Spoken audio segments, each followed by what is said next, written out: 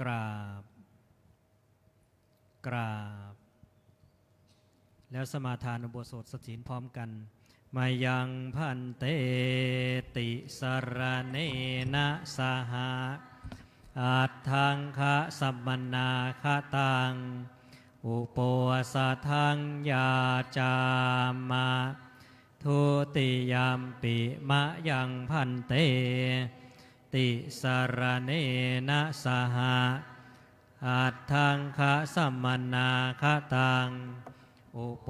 สทังยาจามะตาติยามปิมะยังพันเตติสรเนนะสหะอัตถังคะสัมมนาคตังอุปสทังยาจามะนะโมตัสสะภะคะวะโตอะระหะโตสัมมาสัมพุทธัสสะนะโมตัสสะภะคะวะโตอะระหะโตสัมมาสัมพุทธัสสะนะโมตัสสะภะคะวะโตอะระหะโตสัมมาสัมพุทธัสสะนะโมตัสสะภะคะวะโตอะระหะโตสัมมาสัมพุทธัสสะนะโมตัสสะอะระหะโตสัมมาสัมพุทธัสสะนะโมตัสสะอะระหะโตสัมมาสัมพุทธัสสะพุทธังสรณังคัจฉามิพุทธังสารนังคัจฉามิข้าพระเจ้าถึงซึ่งพระพุทธเจ้าข้าพระเจ้าถึงซึ่งพระพุทธเจ้าเป็นที่พึ่งเป็นที่ระลึกเป็นที่พึ่งเป็นที่ระลึกธัมมังสรณังคัจฉามิธัมมังสารนังคัจฉามิข้าพระเจ้าถึงซึ่งพระธรรมข้าพระเจ้าถึงซึ่งพระธรรมเป็นที่พึ่งเป็นที่ระลึกเป็นที่พึ่งเป็นที่ระลึกสังฆังสรณังคัจฉามิสังฆังสารนังคัจฉามิข้าพระเจ้าถึงซึ่งพระสงฆ์ข้าพระเจ้าถึงซึ่งพระสงฆ์เป็นที่พึ่งเป็นที่ระลึกเป็นที่พึ่งเป็นที่ระลึกทุติยมปิพุทธังสารนังคัจฉามิทุติยมปิพุทธังสารนังคัจฉามิข้าพระเจ้าถึงซึ่งพระพุทธเจ้าข้าพระเจ้าถึงซึ่งพระพุทธเจ้าเป็นที่พึ่งเป็นที่ระลึกเป็นที่พึ่งเป็นที่ระลึกแม้หนที่สองแม้หนที่สองทุติยมปิธัมมังสารนังคัจฉามิทุติยมปิธัมมังสารนังคัจฉามิข้าพระเจ้าถึงซึ่งพระธรรมข้าพระเจ้าถึงซึ่งพระธรรมเป็นที่พึ่งเป็นที่ระลึกเป็นที่พึ่งเป็นที่ระลึกแม้หนที่สองแม้หนที่สองทุติยมปิสังฆังสารนังคัจฉามิทุติยมปิสังฆังสารนังคัจฉามิข้าพระเจ้าถึงซึ่งพระสงฆ์ข้าพระเจ้าถึงซึ่งพระสงฆ์เป็นที่พึ่งเป็นที่ระลึกเป็นที่พึ่งเป็นที่ระลึกแม้หนที่สองแม้หนที่สองตติยมปิพุทธังสารนังคัจฉามิตติยมปิพุทธังสารนังคัจฉามิข้าพระเจ้าถึงซึ่งพระพุทธเจ้าข้าพระเจ้าถึงพระพุทธเจ้าเป็นที่พึ่งเป็นที่ระลึกเป็นที่พึ่งเป็นที่ระลึกแม้หนที่สามแม้หนที่สามตติยมปิธัมมังสรณังคัจฉามิตติยมปิธัมมังสรณังคัจฉามิข้าพระเจ้าถึงซึ่งพระธรรมข้าพระเจ้าถึงซึ่งพระธรรมเป็นที่พึ่งเป็นที่ระลึกเป็นที่พึ่งเป็นที่ระลึกแม้หนที่สามแม้หนที่สามตติยมปิสังฆังสรณังคัจฉามิตติยมปิสังฆังสรณังคัจฉามิข้าพระเจ้าถึงซึ่งพระสงฆ์ข้าพระเจ้าถึงซึ่งพระสงฆ์เป็นที่พึ่งเป็นที่ระลึกเป็นที่พึ่งเป็นที่ระลึกแม้หนที่สามแม้หนที่สามติสรณะคัม มนังนิธิตัง อามะพันเต ปานาติปาตาเวระมณีสิกขาปะทังสมาธิยามิ ปานาติปาตา เวระมณีสิกขาปะทังสมาธิยามิ ข้าพระเจ้าสมาทานสิกขาบท ข้าพระเจ้าสมาทานสิกขาบท คือเว้นจากทำสัตว์มีชีวิตให้ตกล่วงไป คือเว้นจากทำสัตว์ที่มีชีวิตให้ตกล่วงไป ด้วยกายด้วยวาจา ด้วยกายหรือวาจา อทินนาทานาเวระมณีสิกขาปะทังสมาธิยามิ อทินนาทานา เวระมณีสิกขาปะทังสมาธิยามิ ข้าพระเจ้าสมาทานสิกขาบท ข้าพระเจ้าสมาทานสิกขาบท เว้นจากถือเอาพัสดุ คือเว้นจากการเอาพัสดุ อันบุคคลอื่นห่วงห้าม อันบุคคลอื่นห่วงห้าม อภรรมจาริยาเวระมณีสิกขาปะทังสมาธิยามิ อะพรหมจริยา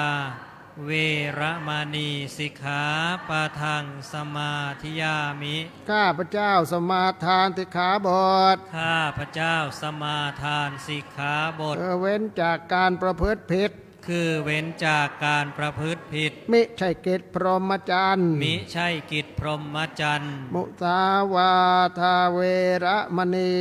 สิกขาปะทังสมาธิยามิ มุสาวาทา เวระมณีสิกขาปะทังสมาธิยามิ ข้าพระเจ้าสมาทานสิกขาบท ข้าพระเจ้าสมาทานสิกขาบท เว้นจากวาจาที่กล่าวเท็จไม่จริง คือเว้นจากวาจาที่กล่าวเท็จไม่จริง ล่อลวงผู้อื่น ล่อลวงผู้อื่น สุราเมรยมัจจพมาตทานาเวระมณีสิกขาปะทังสมาธิยามิ สุราเมรยะมัชฌะปมาทฐานา เวระมณีสิกขาปะทังสมาธิยามิ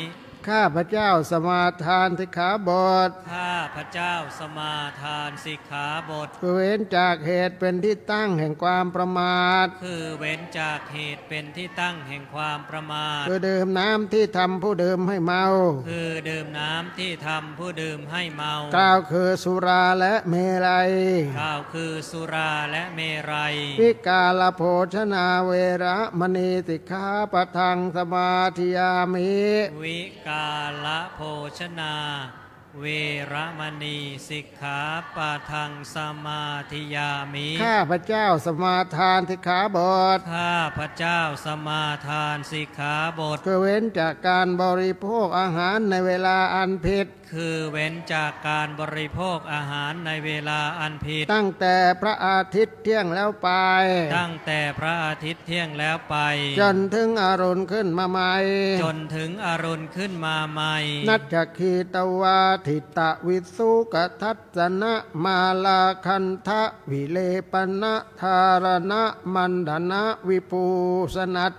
ฐานาเวระมณีสิกขาปะทังสมาธิยามิ นัจจะขีตะวาทิตะวิสุกทัสนะ มาลาคันทะวิเลปานะธารณะมันดนะวิภูสนัตฐานา เวระมณีสิกขาปะทังสมาธิยามิ ข้าพระเจ้าสมาทานสิกขาบท ข้าพระเจ้าสมาทานสิกขาบท เว้นจากดูฟ้อนรำขับร้อง คือเว้นจากดูฟ้อนรำขับร้อง และประโคมเครื่องดนตรี และประโคมเครื่องดนตรี บรรดาเป็นข้าศึกแก่กุศล บรรดาเป็นข้าศึกแก่กุศล ทัดตรงตกแต่งประดับประดาร่างกาย และทัดทรงตกแต่งประดับประดาร่างกาย ด้วยดอกไม้ของหอม ด้วยดอกไม้ของหอม และเครื่องรูปไล้ให้เกิดยั่วยวนต่างๆ และเครื่องรูปไล้ให้เกิดยั่วยวนต่าง อุจจาสยนะมหาสยนาเวระมณีสิกขาปะทังสมาธิยามิ ๆ อุจจาสยนะมหาสยนา เ เวระมณีสิกขาปะทังสมาธิยามิ ข้าพเจ้าสมาทานสิกขาบท ข้าพเจ้าสมาทานสิกขาบท เพื่อเว้นจากที่นั่งและที่นอนอันสูงใหญ่ คือเว้นจากที่นั่งและที่นอนอันสูงใหญ่ ภายในใส่นุ่นและสำลี ภายในใส่นุ่นและสำลี อิมังอัตถังคะสมนาคตัง อิมังอัตถังคะสมนาคตัง พุทธปัญญตังอุโปสถัง พุทธปัญญตังอุโปสถัง อิมันจะรัตติงอิมันจะทิวสัง อิมันจะรติงอิมันจะทิวสัง ธรรมเทวะอภิรักขิตุงสมาธิยามิ สัมมะเทวะอภิรักขิตุงสมาธิยามิ ข้าพระเจ้าสมาทานอุโบสถ ข้าพระเจ้าสมาทานอุโบสถ อันพระพุทธเจ้าทรงบัญญัติไว้ อันพระพุทธเจ้าทรงบัญญัติไว้ ประกอบไปด้วยองค์8ประการนี้ ประกอบไปด้วยองค์8ประการนี้ เพื่อจะรักษาไว้ดีด้วยดี เพื่อจะรักษาไว้ด้วยดี มิให้ขาดมิให้ทำลาย มิให้ขาดมิให้ทำลาย ตลอดวันหนึ่งคืนหนึ่งนะเวลาวันนี้ ตลอดวันหนึ่งคืนหนึ่งณเวลาวันนี้ อิมานิอัฏฐสิกขาปทานิอุปโปสถสิลวัตเตนะอาทาทุกังกัตตวาอปมาเทนะรักขิตพานิ อามะพันเต ปานานาหันเดนะจาชินะมาทิเยมุสานะภาเตนะจะมัจจปวาสิยาอาภามาจาราเวลามายะเมตุนารัตติงนาพุนชัยยวิกาลโภชนังมาสังนาทาเลนะจะกันธมาจเรอันเจชมายังวาสเยทสันทเตตันหิอาถังคิกะมาถูโปสัทธังพุทเทนะทุกขันตะกุตาปกาติกังตัตมาหิตุมเหยิอิธานิสัพเพยัตถาสมาธินะมิมังโปสถังเอกัมปีอังคังอวิกติกมิตวาสัทธาสัทธาลคทาอัปปมัตตาสีเลนะสุขติงยันติติเลนะโพคสัมปทาสีเรนะนิพุตติงยันติทัตสมาสีลังวิโตทะเจ พลัมมาอาจาโลกาทิปติสัมปติกาตอัญชาลีอันทิวารังอายาจถาสันติทาสันตาภาราชาคชาติกาเทเสตุธรรมังอนุกรรมปิมังปะชังชาตุทาสีปันนาราสียาอาจะปักขัดสะอัตถามิกาลาพุทเทนาปัญญาอัตตาสัทธรรมัตสวนาตสิเมอัตธรรมิโคอายันทานิสัมปัตตาภิลักขิตาเตนายังปาริสาธรรมังโสตุงอิทาสมาคาตาสาธุอโยภิกขุสังโฆ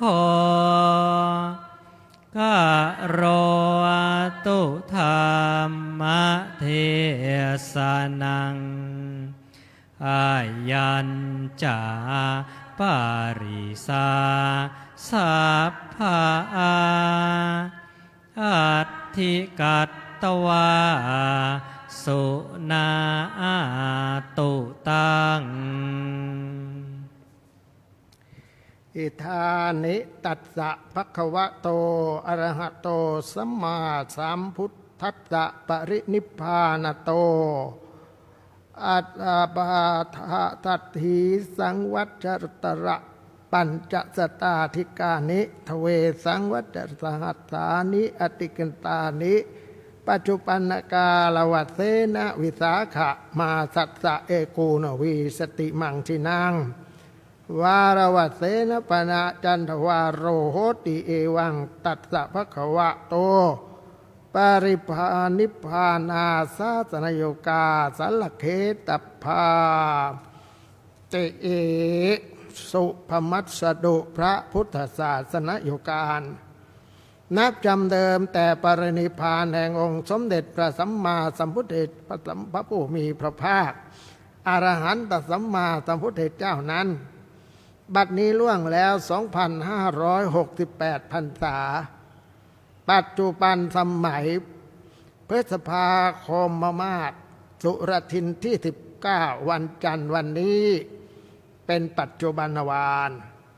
พระพุทธศาสนโยกานับจำเดิมแต่วันปรินิพพานแห่งองค์สมเด็จพระผู้มีพระภาคเจ้าของเรานั้นมีในอันจะพึงกำหนดนับด้วยประการฉนีนะโมตัสสะภะคะวะโตอะระหะโตสัมมาสัมพุทธัสสะนะโมตัสสะภะคะวะโต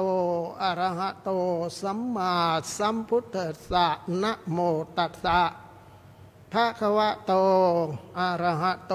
สัมมาสัมพุทธัสสะปูชาจะปูชนียานังเอตัมมังคารมุตตมันติอิณบัดนี้อาตมาภาพจะได้แสดงพระธรรมเทศนาฉลองศรัทธาบารมีเพิ่มพูนส่วนกุศลบุญญาราศีเพราะนั้นสาธุชนพุทธบริษัททั้งหลายซึ่งมาประชุมพร้อมเพรียงกันเป็นพิเศษเพื่อ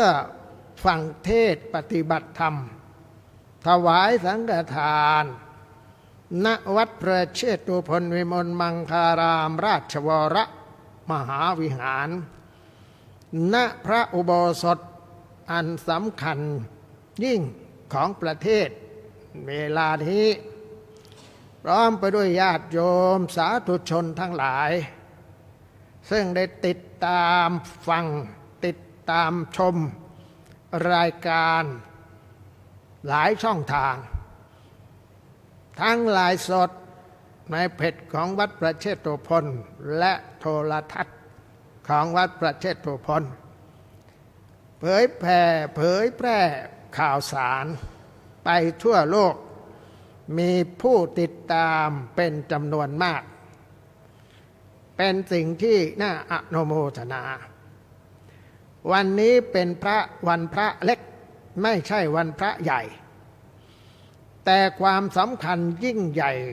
กว่าวันพระไหนๆเพราะเป็นวันอัฐมีบูชาถ้าเราคิดว่าวันวิสาขะเป็นวันปรินิพพานขององค์สมเด็จพระสัมมาสัมพุทธเจ้าวันนี้ก็คือวันเผาหรือวันถวายพระเพลิงตั้งแต่โบราณกาลมาชาวไทยของเราเวลาเพื่อนฝูงญาติพี่น้องมีงานบวชงานแต่งงานก็มีการ์ดเชิญถ้าไม่มีการ์ดเชิญก็ไปไม่ได้ต้องมีคนเชิญก่อนแต่งานศพตั้งแต่โบราณมาถ้าวันเผาไม่ต้องเชิญถือเป็นบุญเป็นกุศลเป็นการแสดงน้ำใจเป็นเพื่อน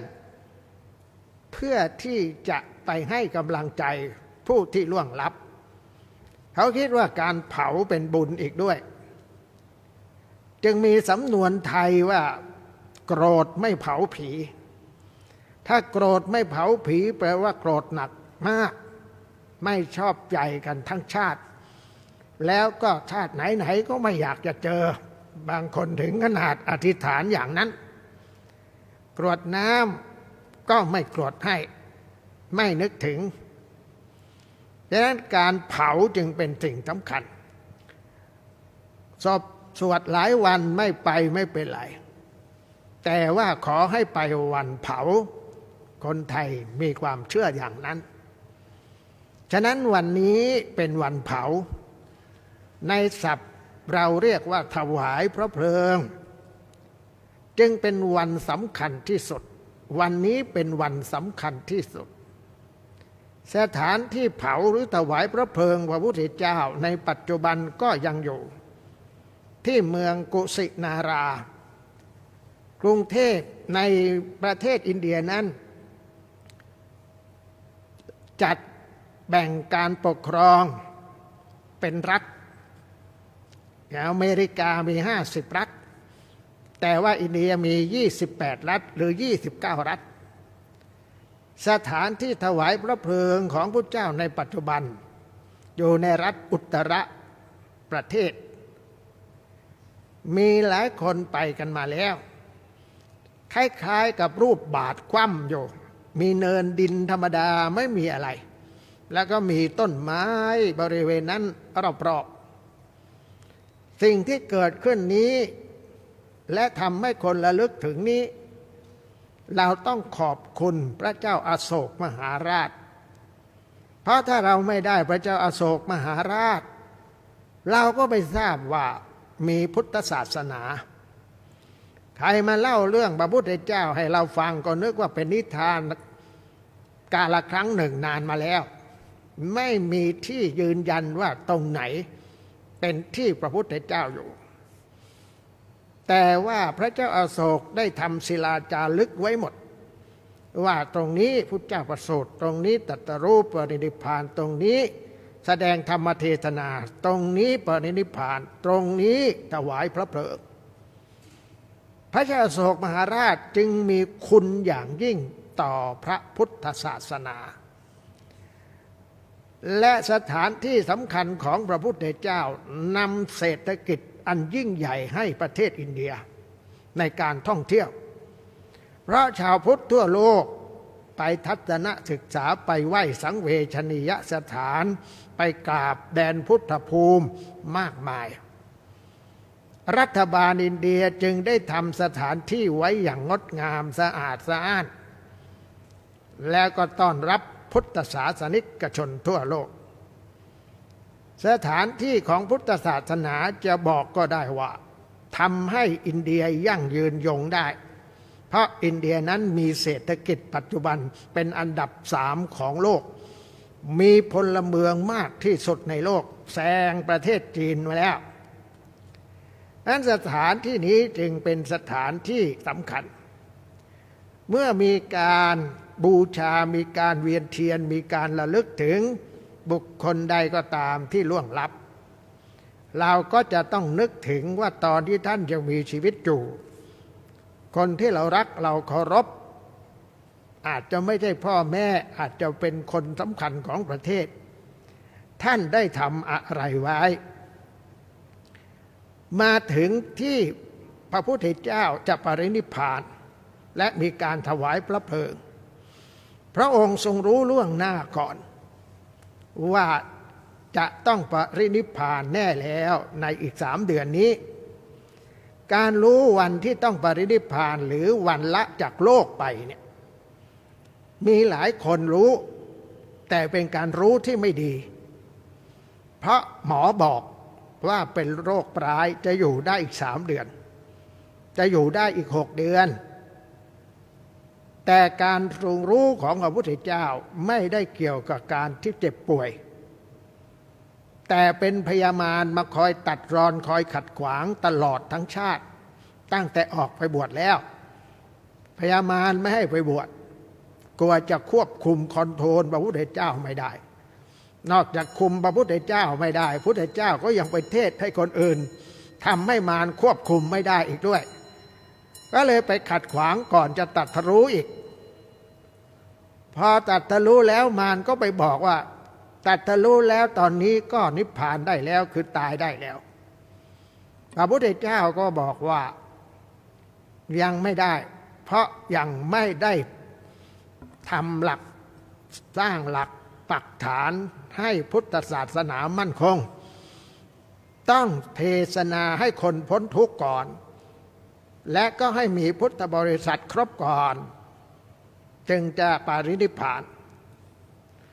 มารก็คอยจ้องว่าครบหรือยังพอพุทธบริษัทครบมีภิกษุภิกษุณีอุบาสกอุบาสิกาเป็นศาสนามั่นคงแล้วมารก็มาอีกแล้วบอกว่าตายได้แล้วพระพุทธเจ้าทรงอยากอยู่ต่ออีกไม่ได้อาลัยความตายแต่อยากจะเทศสอนให้จำนวนคนพ้นทุกข์เพิ่มขึ้นก็ทรงบอกใบ้กับพระอานนท์ให้ทูลอาราธนาพระอานนท์ถ้าทูลให้พุทธเจ้าอยู่พุทธเจ้าจะอยู่ต่อได้แต่ว่ามารรู้ทันก็เลยไปทำให้พระอานนท์เกิดอาการเบลอไปนึกไม่ออกว่าจะพูดอะไรเหมือนโยมเดินไปข้างนอกจะเดินไปไหนเดินมาแล้วจะหยิบอะไรจะหยิบอะไรลืมไปแล้วไม่รู้จะหยิบอะไรพระอานนท์ก็มีอาการนั้นแต่เกิดจากมารเลยพระอานนท์ไม่ได้ทูลอาราธนาพอไม่ได้ทูลอาราธนาพระพุทธเจ้าก็รับปากมารแล้วว่าอีก3 เดือนจะปรินิพพานตอนนั้นมารไปแล้วพระอานนท์ก็นึกออกพอนึกออกก็ขออาราธนาพระองค์อยู่ต่อเถอะพระพุทธเจ้าบอกสายไปแล้วอานนท์เราทำใบ้หลายครั้งหลายหนกลับไม่อาราธนาเราเพราะฉะนั้นเมื่อรับปากมารแล้วสัจจะว่าอย่างไงก็ต้องว่าอย่างนั้นจึงประกาศว่าอีก3 เดือนจะปรินิพพานในวันวิสาขะทำให้พระอานนท์ร้องไห้ใหญ่มีคนเคยประชดประชันเมื่อมีคนมาปลอบคนที่รักเสียชีวิตโดยประชดว่าฉันไม่ใช่โสดาบันฉันก็ต้องอาลัยเป็นธรรมดาไม่ใช่พ่อเธอแม่เธอก็ไม่เสียใจสิแท้จริงแล้วโสดาบันเนี่ยยังไม่สามารถตัดความรักความอาลัยต่อการพลัดพรากได้ยังร้องไห้อยู่เป็นโสดาบันเนี่ยอริยบุคคลไม่จำเป็นต้องบวชพระนางวิสาขาก็แต่งงานได้มีลูกมากมายมีหลานมากมายเป็นร้อยนี่ฉันโสดาบันอริยบุคคลงั้นผู้ที่จะตัดอะไรได้จริงๆนั้นต้องไปถึงอนาคาหรืออรหันต์พระอานนท์เลยร้องไห้เสียใจทีนี้เมื่อรู้แล้วว่าทำอะไรไม่ได้แล้วต้องปรินิพพานแน่พระอานนท์ก็ถามว่าจะปรินิพพานที่ไหนพระพุทธเจ้าก็บอกว่าจะไปเมืองกุสินาราเมืองกุสินาราในขณะนั้นมันเป็นเมืองเล็กไม่ใหญ่พระอานนท์ก็บอกว่าแล้วแขกมาผู้หลักผู้ใหญ่มางานศพเนี่ยมากมายมโหฬารแน่ไม่สมพระเกียรติไปอยู่เมืองเล็กๆขนาดนั้นย้ายไปปรินิพพานเมืองราชคฤห์เมืองใหญ่หรือเมืองสาวัตถีเมืองใหญ่ดีกว่าเหมือนกับว่าไปจะปรินิพพานอยุธยาเมืองเล็กไปปรินิพพานกรุงเทพเถอะแต่พระพุทธเจ้าบอกว่าสมัยนู้นกุสินาราเป็นเมืองใหญ่มากประกอบไปด้วยคมนาคมสะดวกสบายมีพ่อค้ามีการค้าขายกันคึกคักมากเหมือนกับกรุงเทพเมื่อก่อนเป็นบ้านนอกและอยุธยาเป็นเมืองหลวงยิ่งใหญ่มากพระพุทธเจ้าบอกความยิ่งใหญ่ของกุสินาราในอดีตก็เลยต้องไปที่กุสินาราที่พระองค์ต้องไปที่กุสินาราเพราะว่าถ้าไปปรินิพพานเมืองใหญ่ กษัตริย์เมืองเล็กประมุขเมืองเล็กต่างๆไม่มีทางเข้าถึงและไม่สามารถจะได้พระบรมสารีริกธาตุได้เลยไปที่เมืองเล็กเมื่อไปเมืองเล็กกษัตริย์เมืองเล็กก็จะได้และเข้าถึงกษัตริย์เมืองใหญ่ก็เข้ามาเพียงขออาศัยจะได้ไม่เกิดสงครามแย่งพระบรมสารีริกธาตุก็ไปตรงนั้นตรงนี้ทำให้เรารู้อย่างหนึ่งว่าพระพุทธเจ้านั้นท่านปรินิพพานอายุ80ซึ่งถ้าบอกว่า80เนี่ยมันไม่ได้มากอะไรเพราะว่าในยุคนั้นนี่พระอานนท์120พระมหากัสสปะ110พากุละ150หรือ160อายุยืนมากพระพุทธเจ้ากลับอายุแค่80ต้องถือว่าไม่มากในขณะนั้นแต่เพราะมารนี่มาขอพระองค์เลยต้องปรินิพพานอย่างด้วยเร็วอย่างเร็วและสำคัญต่อไปอีกคนที่เรารักไม่ว่าจะเป็นพ่อเป็นแม่เมื่อล่วงลับเรามักจะนึกถึงอะไรที่เป็นเรื่องครั้งสุดท้ายเรื่องครั้งสุดท้ายคืออะไรเรื่องครั้งสุดท้ายก็คือพ่อได้ใส่ชุดอะไรแม่ได้ใส่ชุดอะไรครั้งสุดท้ายนะแม่ได้ทานอะไรครั้งสุดท้ายแม่ได้ฝากคำสอนอะไรครั้งสุดท้ายไว้ก็มีบิณฑบาตครั้งสุดท้ายมีการนอนครั้งสุดท้ายแล้วไม่ลุกขึ้นอีกเรียกว่าอนุฐานสัยญามีอยู่ครั้งหนึ่งในช่วงที่พระองค์ใกล้ปรินิพพานแล้วก็ประชวรอย่างหนักทุกข์ทรมานในการประชวรมากแล้วก็หิวน้ำมากญาติโยมทั้งหลายถ้าจะบอกว่าพระพุทธเจ้ามีความทุกข์ไหมก็ต้องตอบว่าพุทธเจ้าไม่มีทุกข์แล้วเพราะท่านพ้นทุกข์แล้วแท้จริงแล้วพระพุทธเจ้ายังมีความทุกข์อยู่ทำไมจึงบอกว่ามีความทุกข์ทุกข์ใจนะไม่มีแต่ทุกข์กายนะไม่มีทางที่จะหลีกเลี่ยงหรือพ้นไปได้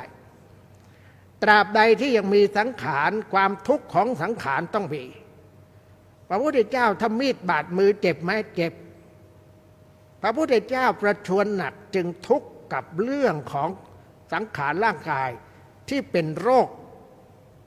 แล้วก็ยังเสวยอาหารที่แสลงโรคทำให้พระองค์ทุกข์หนักมากและพระองค์ก็ยังทุกข์เรื่องหิวอีกหิวน้ำฉะนั้นใครมีสังขาร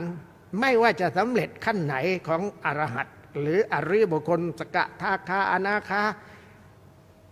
ต้องทุกข์ทั้งนั้นหลบเลี่ยงไม่พ้นจะไม่ทุกข์ไม่แก่ไม่เจ็บไม่ตายต้องไม่เกิดเท่านั้นไม่เกิดก็ไปอ่านว่าสิ้นสุดความทุกข์ทั้งปวงไม่ใช่กลับมาเกิดอีกเด็ดขาดคือสมุทเฉทประหารดับกิเลสสิ้นเชิงพระอานนท์ไปตักน้ำขุ่นกลับมาบอกพุทธเจ้าว่าน้ำขุ่นพระเจ้าค่ะเอ้าทำไมขุ่นล่ะหิวน้ำมากไปตักใหม่พระอานนท์ก็ยืนยันว่ามันขุ่นพระองค์เสวยไม่ได้พระอานนท์ก็กลับไปใหม่ก็ยังขุ่นอยู่พระเจ้าก็บอกให้ไปอีกเพราะหิวมากหิวน้ำกระหายพอกลับไปเป็นครั้งที่3น้ำใสแล้วพระอานนท์ก็บอกพุทธานุภาพพระองค์ยิ่งใหญ่มากลองสังเกตให้ดีว่าตอนไปครั้งแรกทำไมไม่มีพุทธานุภาพทำไมน้ำไม่ใสไปครั้งที่2ทำไมไม่มีพุทธานุภาพอย่างพระอานนท์คิดไม่ใช่พุทธานุภาพแต่เป็นบาปที่พระองค์เคยทำไว้ญาติโยมทั้งหลายคิดดูว่าพระพุทธเจ้ายังมีสังขารเมื่อมีสังขารรับความเจ็บในร่างกายเมื่อป่วยเมื่ออะไรก็ตามหิวกระหายก็ตามบาปยังตามราวีอยู่ไม่เลิกในพุทธศาสนาจึงสอนว่าอกตังทุกตังไสยโยความชั่วไม่ควรทำเสียเลยดีกว่าเพราะทำแล้วไม่มีทางแก้ไขได้เลย ไม่ว่าความบาปนั้นจะเป็นทางกายหรือทางวาจาทางวาจาที่นิยมใช้วจีทุจริตยังไม่รู้อะไรความจริงก็ไปคอมเมนต์วิพากษ์วิจารณ์เสียดสีด่าว่าจนไม่มีดีด้อยค่าไปรอบทิศแล้วก็ประณามเหยียดหยามบุคคลที่ไม่เสียหายเลยพลอยเสียหายไปด้วยบาปนั้นจะติดอยู่บาปไม่ใช่ของฟรีบุญไม่ใช่ของฟรีเมื่อทำบุญไปแล้วต้องได้บุญทำบาปไปแล้วต้องได้บาปวิพากษ์วิจารณ์เสียดสีฟรีๆไม่มีต้องได้รับผลนั้นพระกปีละเคยใช้วจีทุจริตเมื่อเกิดมาอีกชาติหนึ่งแม้จะบรรลุธรรมท่านก็เป็นที่รังเกียจเพราะไม่ว่าจะพูดครั้งไหนกลิ่นปากก็รุนแรงมากจนไม่มีใครเข้าใกล้เพราะเกิดจากวจีทุจริตบางคนก็ประณามพระรัตนตรัยบอกว่าต่อไปนี้ไม่กราบพระสงฆ์แล้วอรหังสัมมาสัมพุทโธภควาอรหังสัมมาแล้วก็สวากขาโตภควตาธัมโมธัมมังพุทธังสังฆังไม่กราบที่มาดูว่าทำไมพระสงฆ์จึงไม่กราบพระสงฆ์ที่เรากราบเนี่ยคือพระอรหันต์พระอริยบุคคล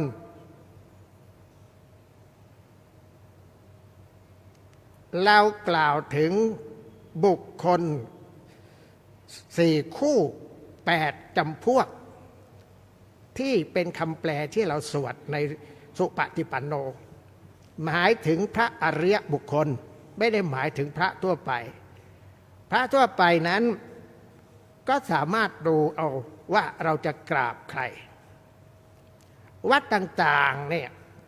เรียกว่าวัดไหนก็สวยงามยิ่งวัดโพนี่สวยงามมากวัดโพนี่ไม่สวยงามแค่อาคารเท่านั้นยังมีดอกไม้สวยตลอดทางทั้งห้อยทั้งอยู่ที่ดินงามมากมีคนมาถ่ายรูปและชื่นชมวัดว่างามไปทั้งอาคารวัตถุและดอกไม้ประดับดอกไม้ทั้งวัดสดชื่นเหมือนไปสวนนันทวันแต่คนไม่มาอยู่ตรงสวยงามไปยืนอยู่ตรงถังขยะและอยู่ตรงกองขยะไม่ไปไหนมายืนอยู่ทั้งวันและก็บอกว่าเหม็นเหลือเกินตรงนี้อนามัยก็ไม่ดีมลภาวะก็เป็นพิษพูดอยู่อย่างเดียวว่ามันเหม็นแต่ไม่ได้ไปดูสถานที่สวยงามไปอยู่ตรงจุดที่เหม็นอย่างเดียวฉะนั้นในเรื่องราวของพุทธศาสนามีกรรมมีพระพุทธเจ้าเป็นแบบอย่างว่าบาปทำไม่ได้เพราะบาปจะให้ผลเรามักจะพูดว่าคนดีทำไมถึงเขาตายแบบนี้อย่างพระมหาโมคคัลลานะเป็นพระที่ดีมากเป็นพระที่บริสุทธิ์มากและตามประวัติก็บอกมีฤทธิ์มากด้วยแต่ทำไมท่านถูกตีตายพอถูกตีตายคนก็จะวิพากษ์วิจารณ์แล้วว่าเห็นไหมถ้าดีจะถูกเขาตีตายหรือและบางพระก็มาจับกลุ่มคุยกันว่าไม่สมควรจะตายแบบนี้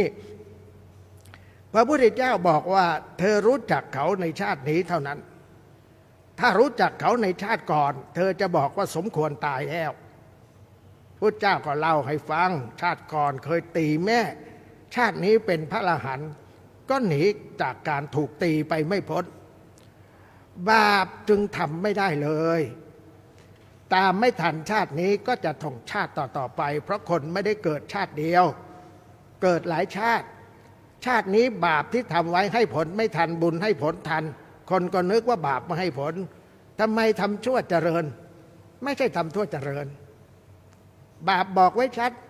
กรรมให้ผลชาตินี้กรรมให้ผลชาติหน้ากรรมให้ผลในชาติต่อไปชัดเลยในกรรม12บอกไว้ชัดคือกรรมบางชนิดให้ผลชาติหน้า บางชนิดยังไม่ให้ผลเลยชาติหน้ายังบอกว่าชาติต่อไปอีกนี่พอศึกษาตรงนี้แล้ว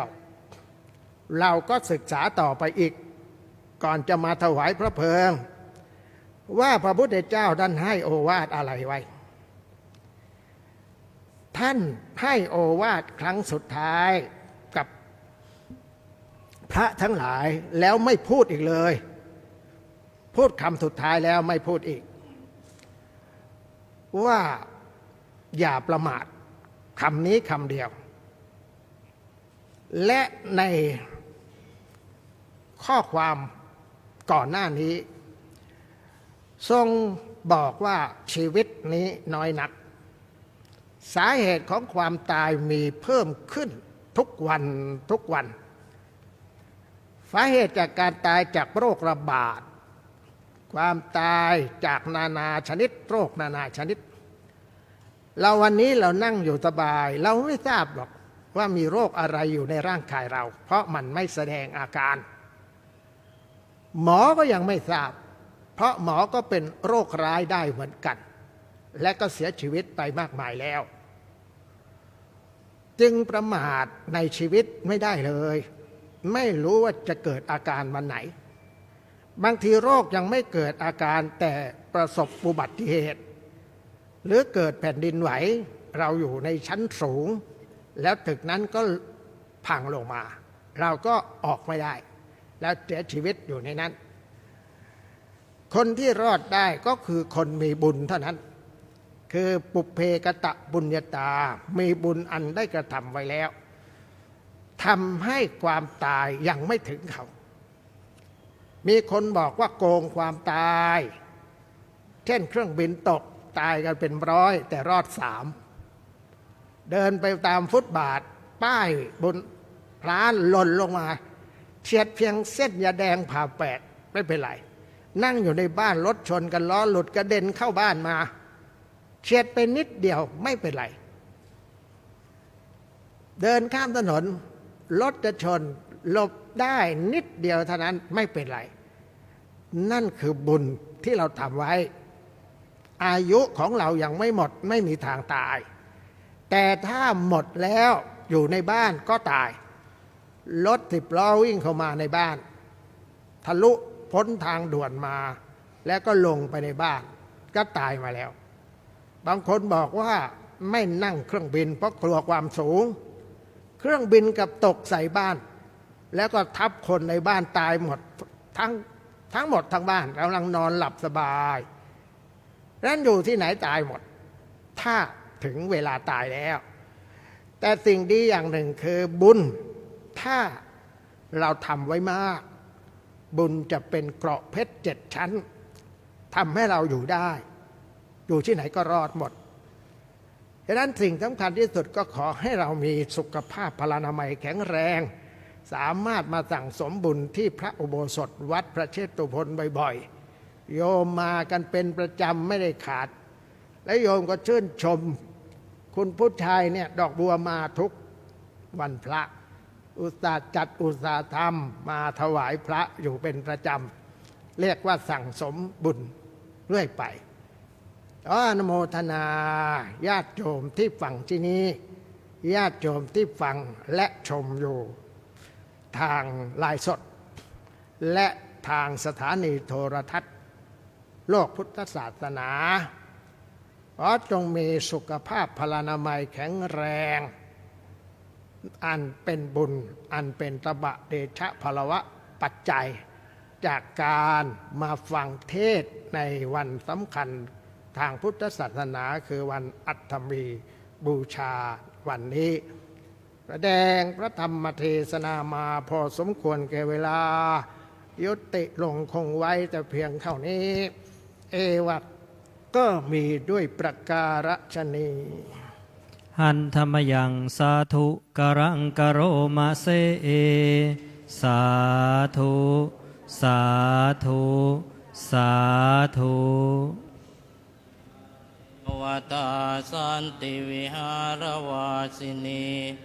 ทุเปคะเลโพธิตาหิง ตาธรรมทานเนนะภวันตุปูชิตาโสทิงกโรนเตทวิหารมันตะเลเทราจามาจานวกาจะพิขโวสาลามิกาตานปฏิอุปาสกากามาจะเทสานิคมาจะอิสลาสัพพานภูตาสุขิตาภวันตุเต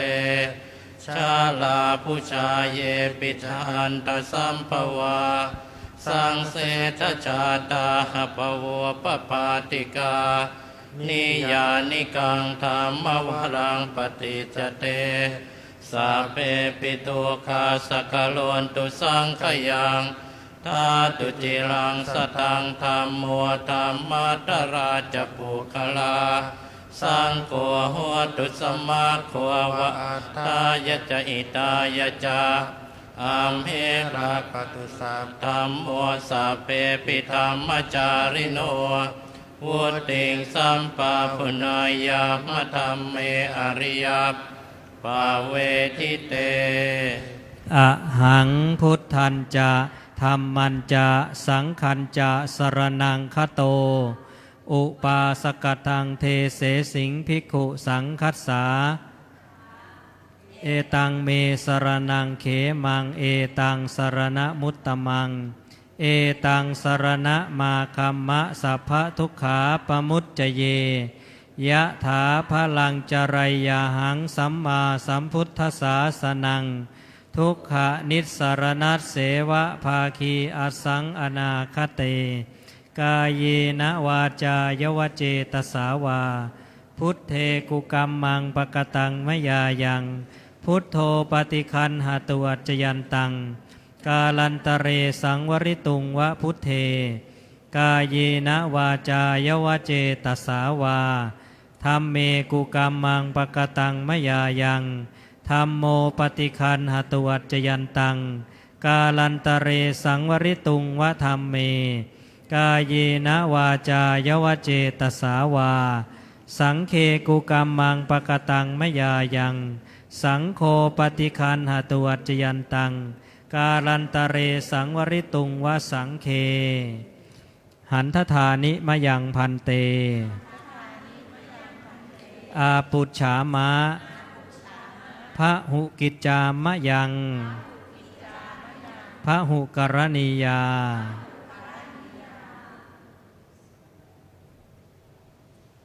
สาธุพันเตที่จบลงไปเป็นพระธรรมเทศนาแสดงโดยท่านพระครูวินัยธรกิตติศักดิ์โคตมะสิทธโสหรือสอศรียวนผู้ช่วยเจ้าอาวาสวัดพระเชตุพนพระเดชพระคุณนั้นเป็นพระครูธนานุกรมในพระอัฐิ